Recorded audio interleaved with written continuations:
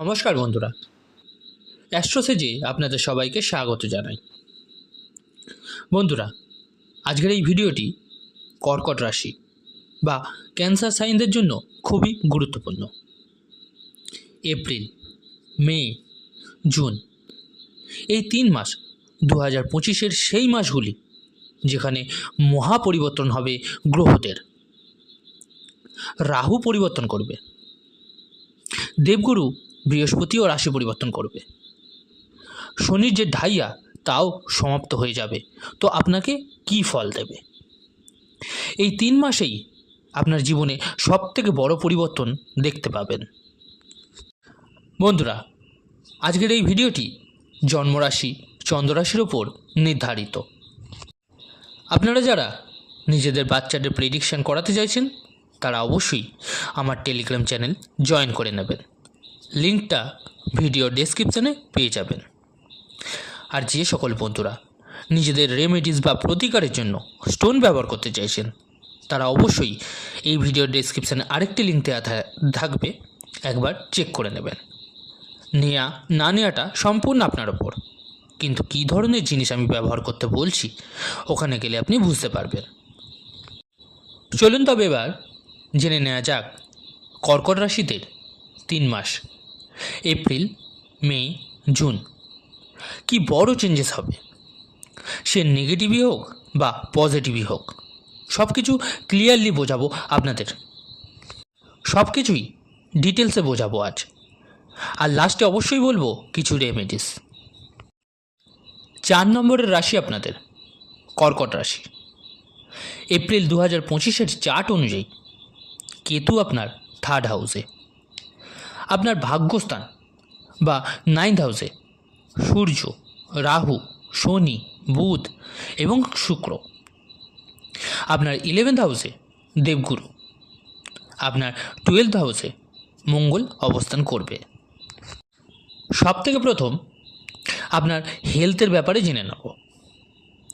এবার 5টা গ্রহ আপনার ভাগ্যস্থানে থাকবে: সূর্য, শনি, রাহু, বুধ এবং শুক্র। মঙ্গল আপনার 1st হাউসে প্রবেশ করবে 5th এপ্রিলে।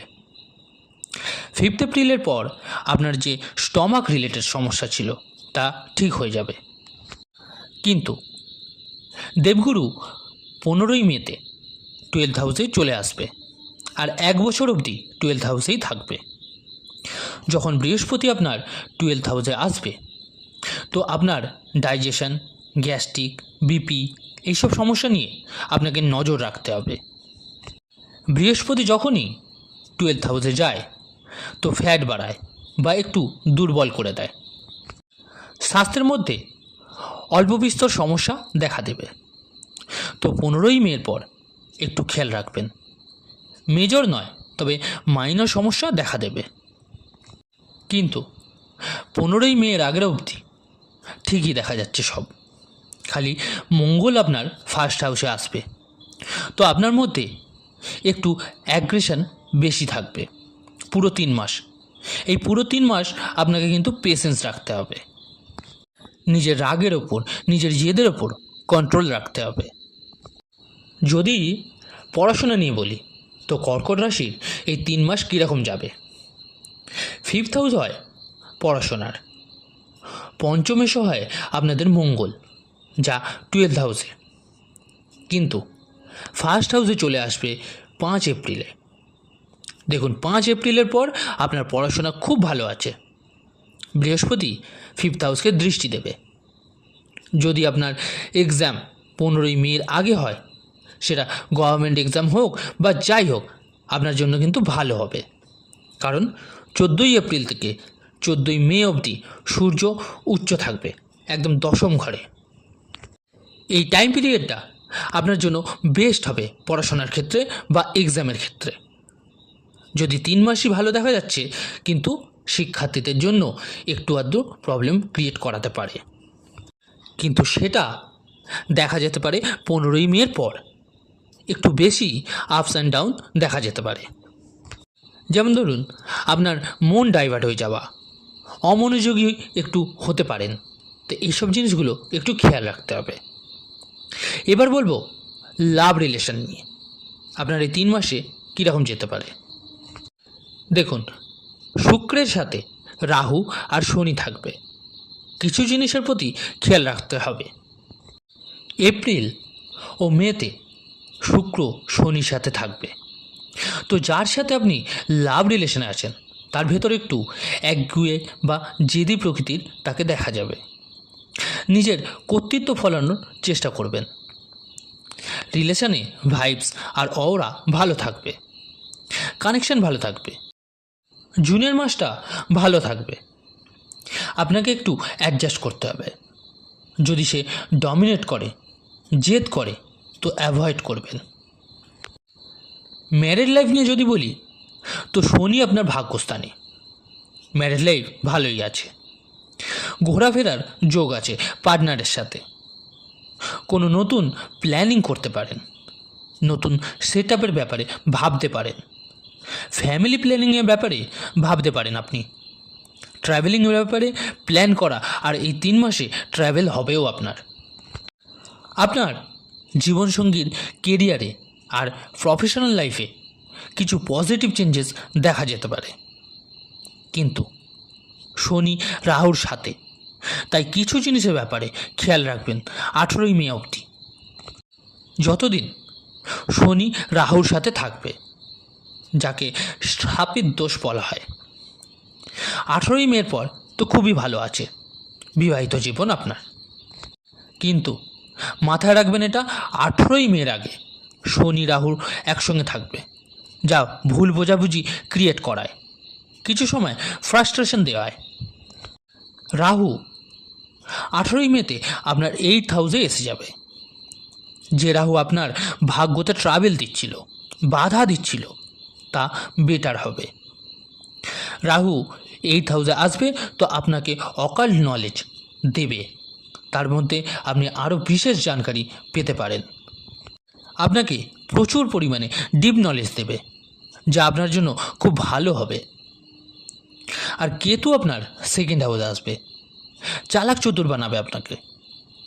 আপনি পূর্বে যে ট্রাই করছিলেন কিছু নতুন করার বা শর্ট ট্রাভেলে যাওয়ার, তো সেই নতুন কাজ বা ট্রাভেল আপনার কিন্তু 18ই মের পর হতে দেখা যাবে।